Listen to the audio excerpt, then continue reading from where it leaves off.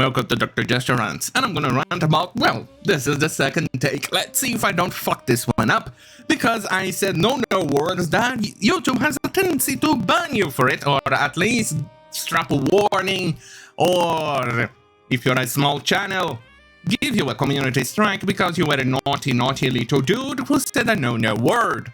And I accidentally said it. I tried to cover it up, but I just couldn't do it. So, here's the second take. Let's see if this one sticks.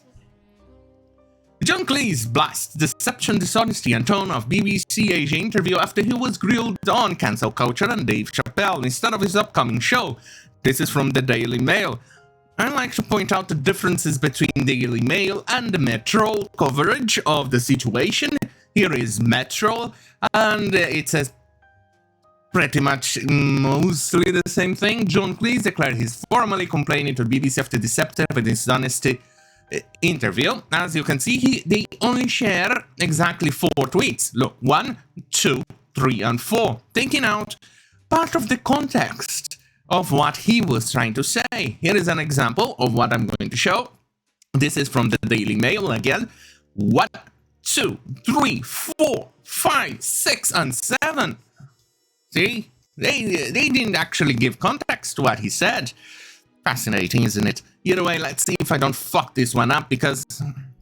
oh, and before I go on, I want to make it clear that journalists today are more activists than journalists.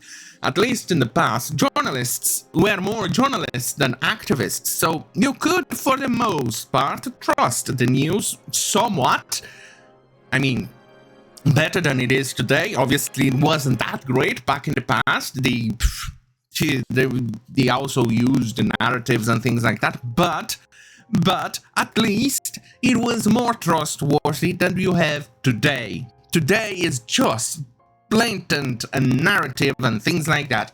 Which also reminds me, I have a journalist following me on Twitter. That's very questionable.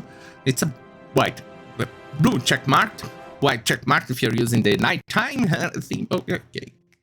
Anyway, here is what John Cleese says. I just did an interview with BBC World Asia. It was to talk about the shows I'm doing in Singapore and Bangkok. Instead, the interviewer, whose name was, I think, Karishma, started by asking me questions about cancel culture, replied courteously and in full. I explained that if parents were overprotective, it did not prepare children well when they entered the real and often a very nice world.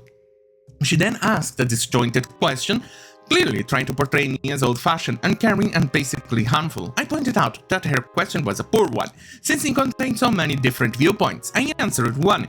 Many cognitive behavioral therapists who are successful in helping young people with anxiety and depression feel that woke principles are almost the opposite of theirs.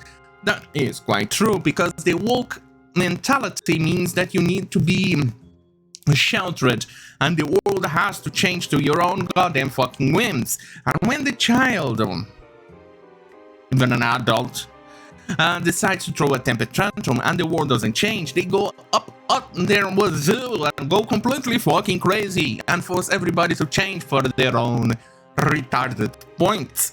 Especially because, do you remember the days back then, a few months ago, or recently, in which there are few triggered. Nobody's got triggered by the American flag for mourning the 9/11, or when they get triggered by the Israeli flags and things like that. Do you remember those things? Well, I think we all do remember that, especially when they tried to cancel Dave Chappelle. Remember with his jokes? The problems of the world would have been solved much faster if not only Dave Chappelle wore tighty little oily daisy shorts, but everybody else who is being oppressed does so too. Either way, let's go. Here is what he continues. John Cleese said, she totally ignored this, at this point pointed out that I had been told that the interview was to be about shows in Singapore and Bangkok, and I asked if we could talk about that. She then asked what he was doing in Asia when this is the word I fucked up, was causing such problems. Apparently blaming me for the situation, for making the situation worse. Exactly. This is just more attempts because obviously the person interviewing him has a different narrative and is trying to blame him for everything under the sun. Yeah. Oh, evil John Cleese. He's trying to spread the no word into the world. Well, anyway. He continues, apparently blaming me for making the situation worse. I explained that the variant had suffered only 3 weeks ago, and that the tours are arranged rather more than 3 weeks ahead. Yeah, how dare you say that, John Cleese? Don't you know she's trying to make you guilty for the variant? Huh? Stop being so uncold. Anyway, she then asked me about Dave Chappelle. Sorry, continuing. So then she asked me about Dave Chappelle. So I removed my headphones, saying that this was not the interview I had agreed to. So I'm formally complaining to the BBC about the deception, dishonesty, and tone of this interview. Karishma had no interest in discussion with me. She wanted only the role of prosecutor. The BBC needs to train her again. I agree completely with you, John Cleese. But then again, BBC is known, at least in the UK, as Al BBC, as in the mouthpiece of the Islamic world and things like that. For instance, when there is a terrorist attack or other known things, they usually say Asian. And, you know, in Britain, everybody already know what the word Asian means. Not the friendly Asian that you love to purchase food from. No, not that one. It's the other one who likes to go boom boom. Yeah. Yeah, it means almost exclusively that one. It's when they try to hide the truth. Al BBC stopped reporting the truth or being neutral long ago. Either way, let's see. Continuing what John Cleese said, the media will no doubt report that I stormed out. I didn't, nor did I lose my temper, but I was depressed that this kind of presenter ego crap is so prevalent now. I agree. And considering that now I have a blue check mark on Twitter following me on Twitter, well, white check mark, really, because I'm using the nighttime theme on Twitter. So now the blue is white. Either way, I'm wondering what sort of shenanigans is he going to write, or he wants to talk about. So far, nothing.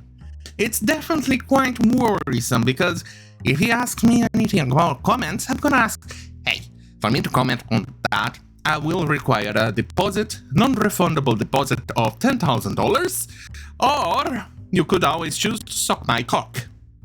Until you fulfill one of these two, I'm not going to say a word. Goodbye. I'm gonna do that. Because these people, they are not your friends. They do not care about truth. They do not care about anything else. They do not care what you have to say. As long as you are from their tribe, or if you peddle what narrative they are trying to peddle. Otherwise, you're pretty much dead to them. You're pretty much useless.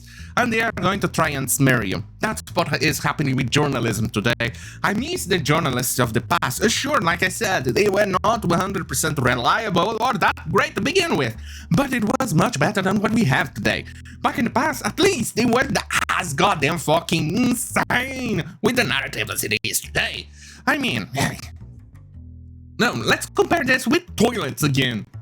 After all, that's the best kind of humor there is.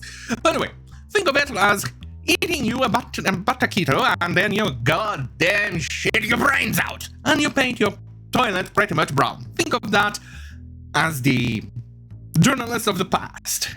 Think of it, the toilet being like that and the shit and things like that. Today, you eat 2 bad taquitos and you shit not only the toilet but the entire bathroom together and the entire porcelain area and everything else around you. That's what journalism is today.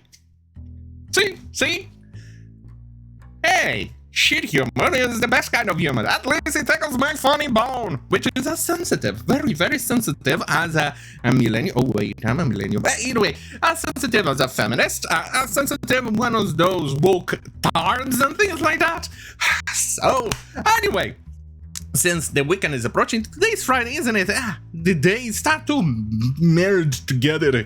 Anyway, since it's Friday, I'll see you guys on Monday. If there's anything important, I'm going to make a video during the weekend. Otherwise, see you guys on Monday. God damn, so much dust in the air, and my allergies are getting triggered, kind of like a woke tard when they see something that triggers their fifis. Anyway, on that fucking hell, have a great fucking night.